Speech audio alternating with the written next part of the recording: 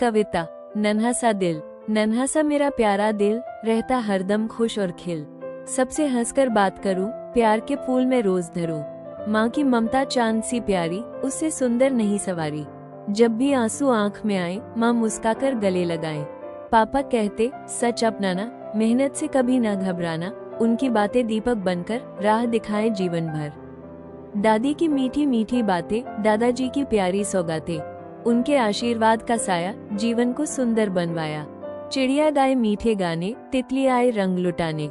फूल कहे मुस्काते रहना, सबको अपना मानते रहना। रोता कोई अगर दिखे, उसका हाथ प्यार से थाम ले। एक छोटी सी मीठी मुस्कान बना दे उसका नया जहान। आओ मिलकर वचन ये ले, अच्छे बच्चे हम सब बने। प्यार, दया और सच्चाई से दुनिया को खुशियों से भर दे।